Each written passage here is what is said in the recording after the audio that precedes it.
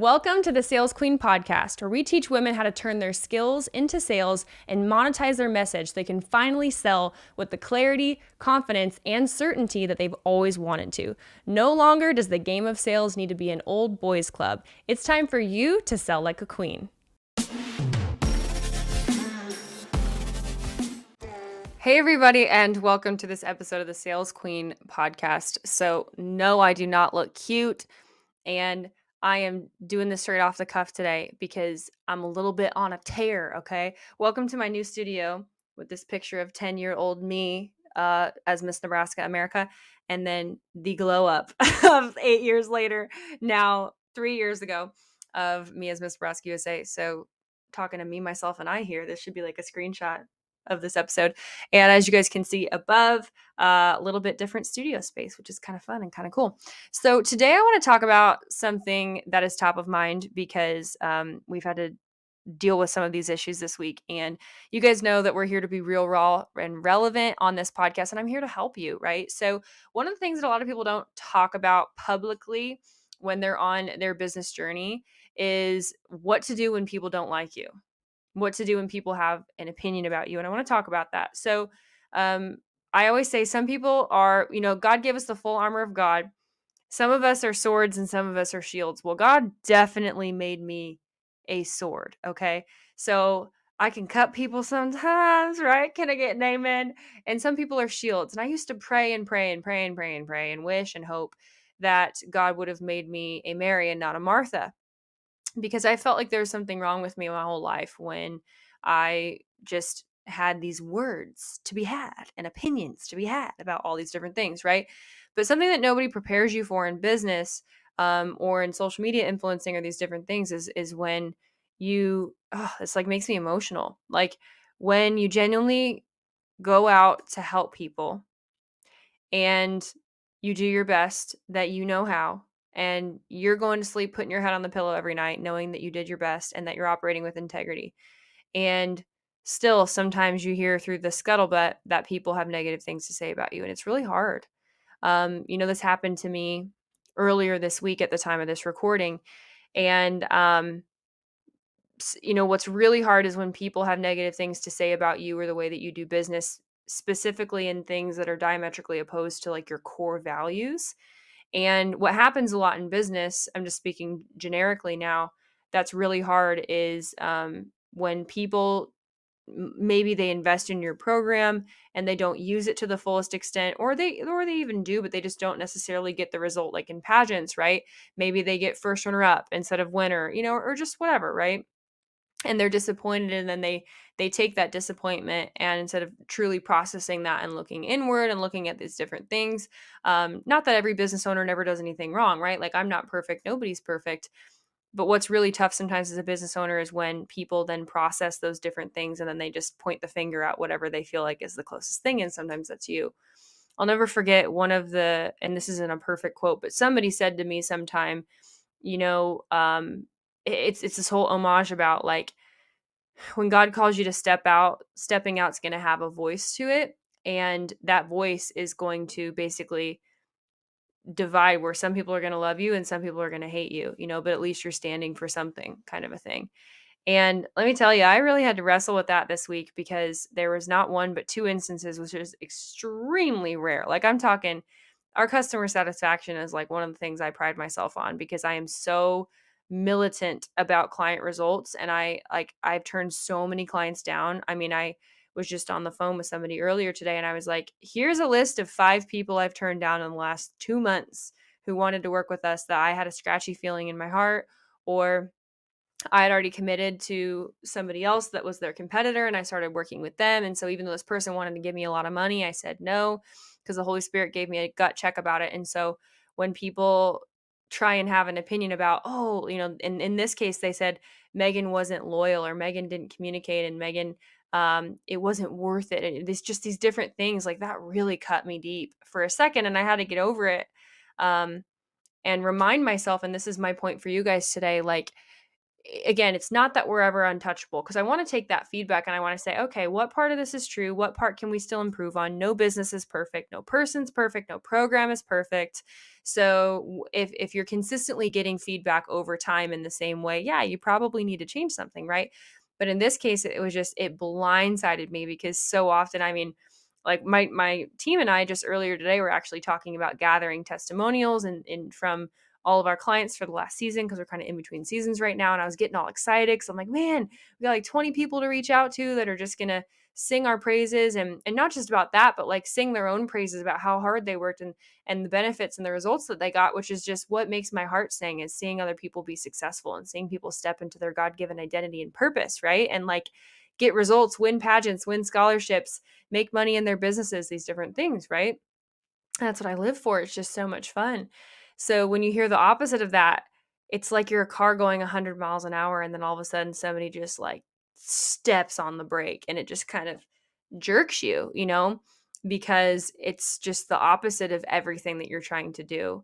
And so my recommendation to you guys is not to avoid that, because again, we do want to process that. We do want to say, okay, what part of this could be true? And then from there, I really want to encourage you guys to have a mental process that you walk yourselves through. And this is why, we use our morning mastery framework for all of my coaching programs. And we have something written down where it says, no, this is who I am.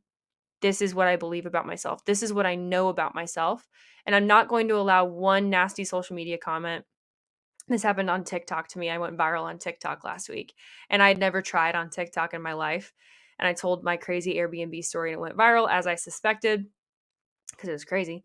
And the people on TikTok are so much meaner than on Instagram. My goodness, I've been on Instagram for a long time, and people on TikTok are just, they'll just say anything, they will just tear you down. I was like, oh my gosh, I don't even want to look at these. This is so horrible.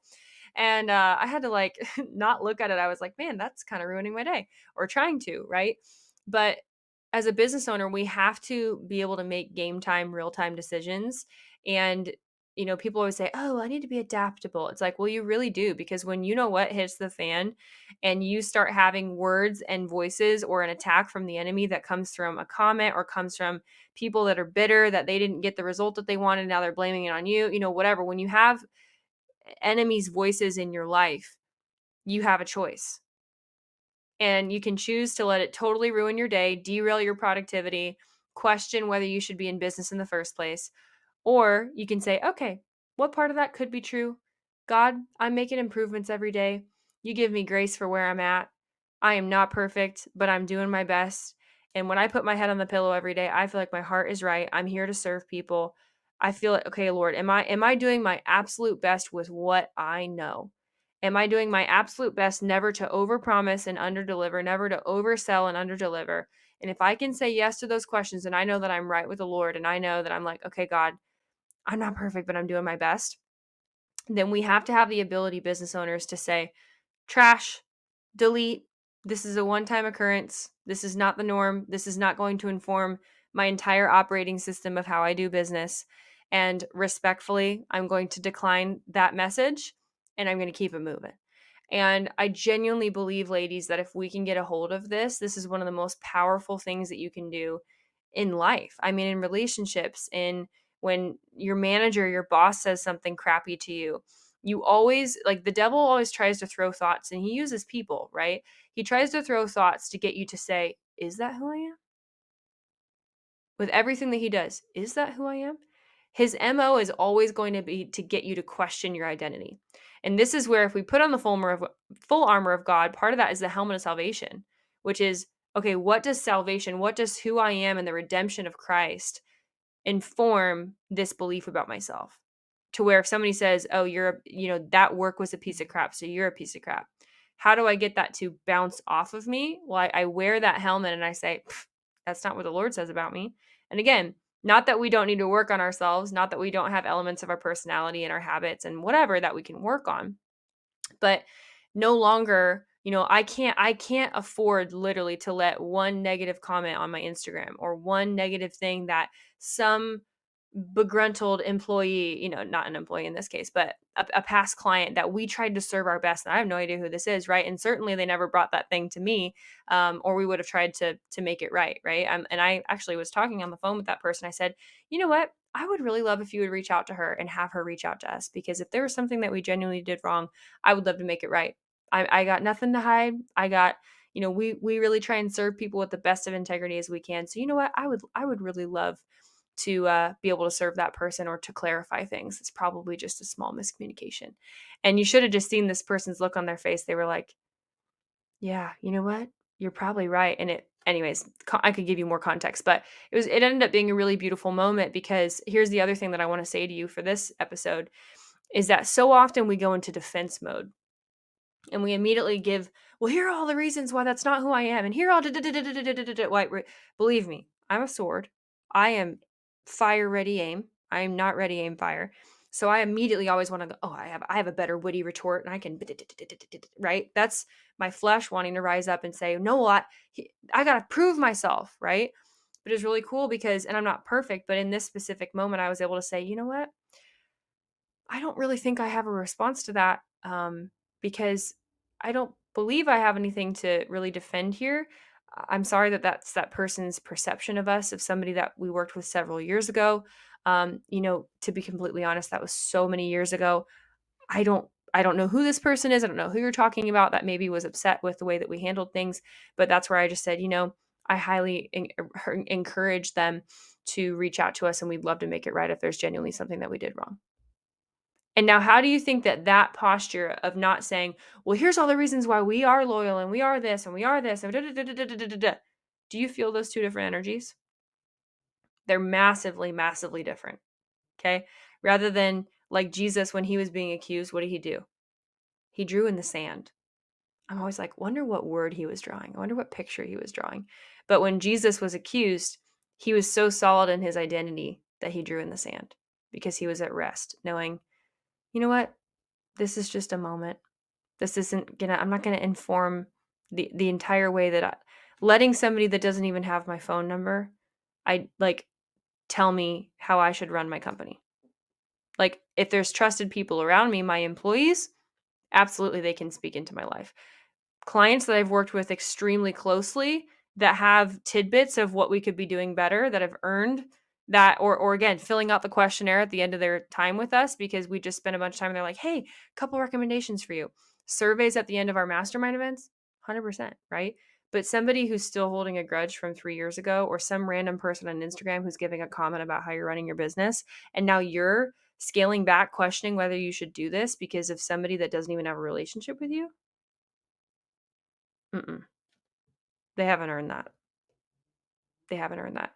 Just like somebody who's not an entrepreneur should not be telling you, oh, well, why would you ever start your own thing? You have such a cushy job and you have such a da da da da da. And I'm like, you haven't walked a mile in my shoes. Like, let's listen to the people that have already built big businesses that I want to be like, and let's ask for their advice, because you've already walked a mile in my shoes, or shoes similar, right? So I just want to encourage you guys with that today. And hopefully that's okay, that, I'm not really asking for if it's okay, but I'm being vulnerable with you guys, that sometimes you just have these days, and it's good to process these things. It's where it's really important to be inside of a community of people that you can, or a coach that you have in your life, that you can say, you know what, today was like really crappy. It just felt like all hell broke loose in my business, and it felt like everything went wrong and everything's been going wrong. And I feel like I'm kind of under a spiritual attack. Am I under a spiritual attack, Megan? What's going on? Right. And then sometimes you'll have that happen. And then usually you're this close to breakthrough. And next week you have like the biggest week of your life, right? The biggest month of your career. And I just think that we need each other to be able to process these things. I always say women don't even go to the bathroom alone. Why are we doing business alone? Um, and we need each other. It's healthy to process things in the same way that you have your husband to process things, or maybe your best friend that you get coffee with once a month. Oftentimes we don't think that we need therapy. We don't think that we need community until you're so burnt out and you're so empty that now it's a red alert, right? Don't let your business get to that place where you're like, oh, I'll just try stuff. I'll just figure it out on my own, right?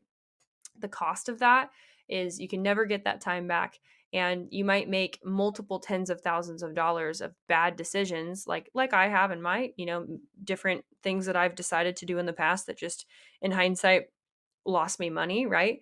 Having somebody who's already made those mistakes and who can watch out for those yellow flags before they're red flags in your life can be really beneficial. Just like, if you're doing premarital counseling, right? You want to talk to people who have been married for 20, 30, 40 years, who have it, who still like each other, right? And these different things. And so we want to do that in business as well. People who can help open those doors for the right things and help close the doors that are not meant for you. So I hope you guys enjoyed this short episode of the podcast. If you haven't hopped on a free strategy call yet to talk more about your business and how we can help get you to a minimum of 30K months consistently, or if you're already at that, then scaling even higher peacefully with systems that work for you and helping you close confidently with certainty in yourself, your identity, your offer, and all the greatness that sales can bring into your life, because sales is service. I'd love to chat with you and help you get to that next level. And just praying for you guys. I pray over my audience frequently, and just thankful for your time and getting to pour into you in this capacity. So with that, you guys, I'll see you guys next week.